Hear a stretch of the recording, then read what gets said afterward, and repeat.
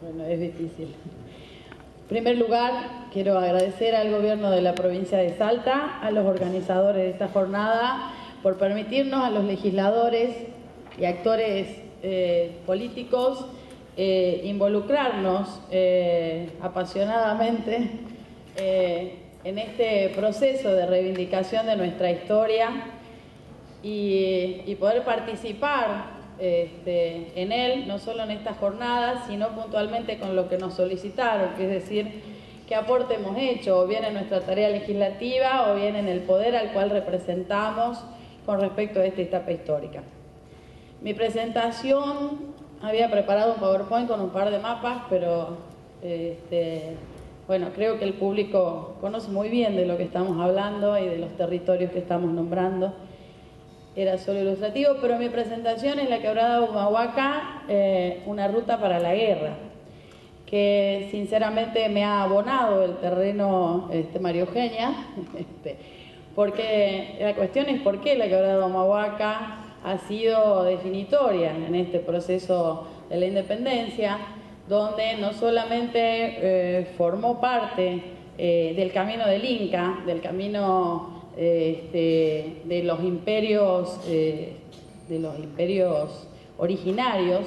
sino que formó parte del camino real, del camino del saqueo, del camino de donde salía el oro y los minerales del Potosí, de Cochinoca, de Rinconada. Ese rol preponderante, dominado por la naturaleza de nuestra quebrada de Humahuaca, definió nuestra estructura económica y definió nuestro perfil de tránsito, y aún hoy vemos el sincretismo cultural, la mezcla, la diversidad y la riqueza que existe, digamos, en todo nuestro territorio, justamente por ser un espacio de tránsito y por formar parte de un camino.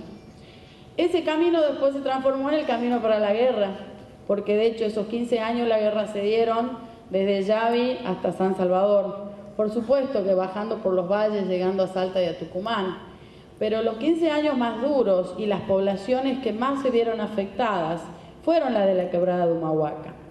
Fue la población de Jujuy, ciertamente, pero en aquel momento nuestro espacio territorial tenía aproximadamente 12.500 habitantes, de los cuales solamente el 20% habitaba en San Salvador de Jujuy. El otro 80% habitaba en toda esta zona de tránsito, que era la zona económicamente protagonista. En Cochinoca, Rinconada, donde estaban las minas, en el marquesado de Yavi, que alcanzaba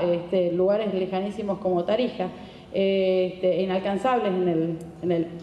digamos, en el esquema de transporte de ese momento. Bueno, hay mucho para decir de eso, pero en segundo lugar, el escenario de la guerra en estos lugares marcó la vida de pueblos y de ciudades, las marcó con construcciones, las marcó con destrucciones, tuvimos y tenemos orgullosamente espacios donde tuvo apostado el Ejército del Norte, y desde donde estuvieron los primeros escuadrones gauchos, liderados por nuestros caudillos y por Güemes. Cuando el Ejército del Norte se va, porque se fue, aunque la historia oficial no le gusta repetirlo, pero realmente el Ejército del Norte, que era el ejército institucionalizado, miró a Buenos Aires, volvió para atrás a hacerse cargo de sus, digamos, de otras prioridades guerreras, y la verdad es que dejó al pueblo jujeño y a sus caudillos peleando esta guerra, como bien dijo María Eugenia, hasta la batalla de León del 21. Y estamos festejando ahora el bicentenario de la batalla de Salta, del éxodo jujeño, de la batalla de Tucumán, cuando en realidad fueron las batallas iniciáticas, fueron las batallas oficiales del Ejército del Norte. Pero después siguieron las batallas de los escuadrones y la guerra de guerrillas que se lideró en toda esta zona, donde tuvimos que llegar a defendernos con nuestras armas, nuestros recursos, nuestros territorios, nuestros pobladores, durante muchos años, aún en la peor de todas, que fue la invasión de la Serna, con más de 7.000 soldados que venían de las guerras napoleónicas, que llegaban a pelear contra gauchos apenas preparados y bastante desmoralizados por el abandono del ejército institucional. Entonces, por eso también es importante la Quebrada de Humahuaca como terreno de la guerra.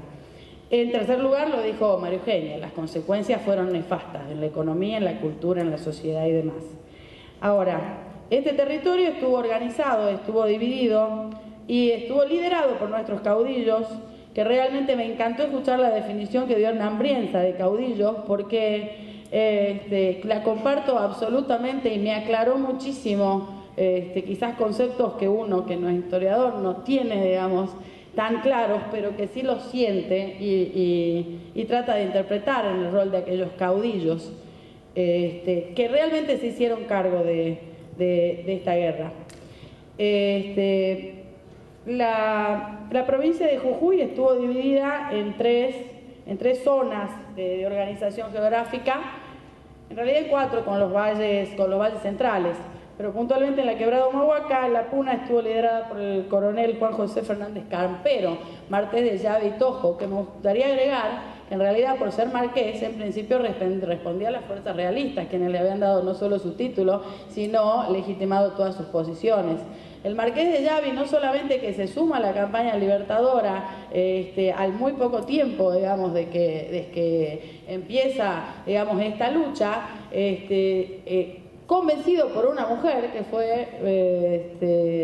Juanita Moro, que bien la nombraron en el panel anterior. Convencido por esta mujer, se pasa al bando de los revolucionarios y entrega toda su vida, sus pertenencias, sus territorios, aún después de la asamblea del año 13, cuando se eliminan, digamos, los títulos de nobleza, y él pierde todos sus títulos, que después, bueno, la historia lo reivindica. Pero él termina, como varios de los demás, muriendo por causa de la guerra. En Humahuaca, el coronel Manuel Arias, que después lideró el primer escuadrón gaucho. En Tilcara, desde Tilcara hasta Purmamarca, el comandante Manuel Álvarez Prado, y en los valles centrales, Bartolomé de la Corte, que si bien no nació en Jujuy, pero su familia era jujeña y después de sus estudios volvió a pelear la guerra. Y la familia Gorriti, en realidad marqué a José Ignacio Gorriti, pero ahí Pachi Gorriti tuvo una actuación formidable y el canónigo que nos representó a Jujuy. En realidad yo identifico solamente a ellos, más allá de que son muchísimos otros los caudillos jujeños que todos nacieron en Jujuy, todos dedicaron su vida a la guerra, aportaron todas sus posesiones, sus territorios, sus privilegios, porque venían de familias acaudaladas y de familias acomodadas, y ellos apostaron a la construcción ideológica que planteaba la revolución, o sea, a través de las armas porque le tocó hacerlo, aportando todos sus recursos porque entendían que era su manera de ayudar, pero convencidos de que en realidad estaban aportando una construcción de patria que era la que de alguna manera planteaba la Revolución de Mayo. Y todos lideraron al pueblo jujeño con sus actos, con su ejemplo, con su entrega y con su valentía, y de esa manera no solamente legitimaron su actuación militar, sino que fue la única manera de que el pueblo, o gran parte de él, acompañe este proceso de guerra, porque si hubiera sido por los soldados, no creo que hayamos resistido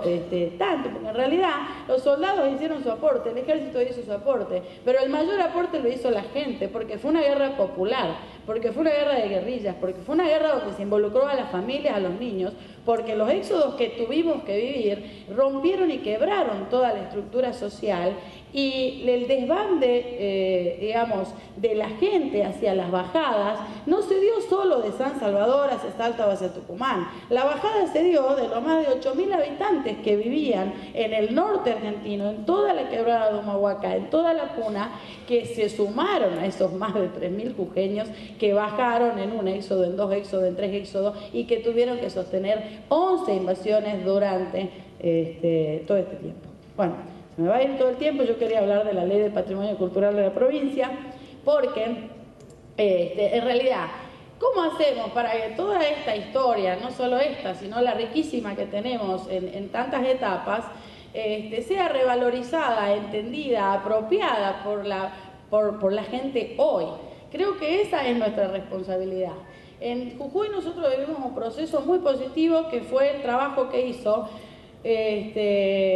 el gobierno provincial en el año 2003 logrando, que empezó en el 2001, la declaración de la Quebrada Humahuaca como Patrimonio Natural y Cultural de la Humanidad. Esto nos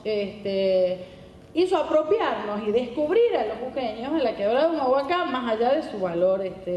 estético, bellísimo, territorial y geográfico y climático, sino que empezar a revisar nuestra historia y toda esa valoración, porque en realidad la Quebrada es un itinerario cultural donde gran parte de su patrimonio es patrimonio cultural vivo, viviente, en construcción todavía, y porque mantiene su naturaleza desde el primer día. Eso nos generó, digamos, la necesidad de empezar a observarnos, lo podemos ver qué herramientas teníamos desde el Estado para cuidar, digamos, este valor que estratégicamente se había puesto como prioridad en la agenda. Creamos desde la legislatura de Jujuy la Comisión Especial de Patrimonio Cultural, donde convocamos a especialistas sobre el tema, y se trabajó durante 1 año y medio en legislación comparada y logramos elaborar, junto con la Secretaría de Turismo de la provincia, en ese momento Jorge hizo un aporte valiosísimo con su equipo técnico, que era el mismo que hizo la presentación de la UNESCO, con la aval de la universidad, de todos los actores que entendíamos que tenían que aportar. El resultado fue que elaboramos un proyecto reconocido internacionalmente, y el proyecto, digamos, quedó completado en el 2005. Por razones políticas, idas, vueltas de agendas legislativas y demás, el proyecto quedó cajoneado y logramos revitalizarlo el año pasado con un fuerte debate sobre el tema, y logramos aprobar la ley en diciembre del año 2012, con lo cual podemos decir que un poquito tarde, pero llega nuestra ley de patrimonio cultural. ¿Qué define esta ley? Bueno, esta ley define conceptos, define estrategias, define un organismo de aplicación del Estado específicamente para cuidar y resguardar nuestro patrimonio cultural. Dentro de eso, ¿por qué lo relaciono no solo con la Quebrada Humahuaca? Porque quizás fue el detonante para que Jujuy empiece a apropiarse y a identificar esto, sino que también acompañamos esto del Bicentenario, que se vino el Bicentenario del Éxodo, el Bicentenario de la Patria y todas estas fiestas. Así que la verdad es que ojalá la ley, como dijo muy bien Garín cuando terminó su presentación anterior, las leyes son emblemáticas, pero son pasos intermedios. En realidad hoy esta ley pone las condiciones para que en Jujuy podamos cuidar mejor nuestro patrimonio, pero en realidad el éxito de la misma será, digamos, en definitiva, no solamente de quienes la deban aplicar, sino de que todos nos podamos apropiar, y que lo que establece esta legislación, que es profundizar la investigación científica, nos permita conocer más a los jujeños y a los argentinos, a nuestros caudillos que fueron los protagonistas de esa guerra, porque ciertamente nos falta material de investigación con respecto a esto, preservar los espacios donde se dio la guerra, preservar los edificios como la Posta de Hornillo, como lugares emblemáticos donde estuvieron asentados los ejércitos, conservar lo que hoy se pueda conservar, salvaguardar y promover el acrecentamiento de nuestro acervo, como ha sido traer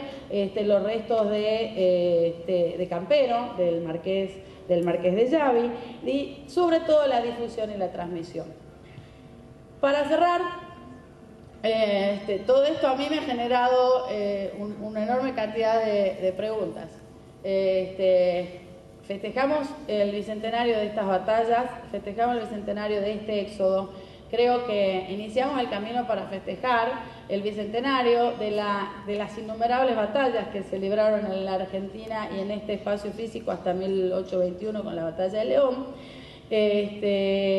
Y en realidad los ideales de aquellos patriotas debemos hacernos cargo de que nos queda muchísimo todavía para construir esa igualdad, lograr esa independencia, sobre todo en este noroeste argentino, que tan castigado ha sido y que tan abandonado ha sido, y esperar que nos hagamos protagonistas, los jujeños, los tucumanos, los riojanos, los catamarqueños, los salteños, de reconstruir nuestra propia historia y salir de la lógica binaria de la historia escrita por Buenos Aires, de la historia escrita por Mitre, y empezar a reescribir nuestra propia propia historia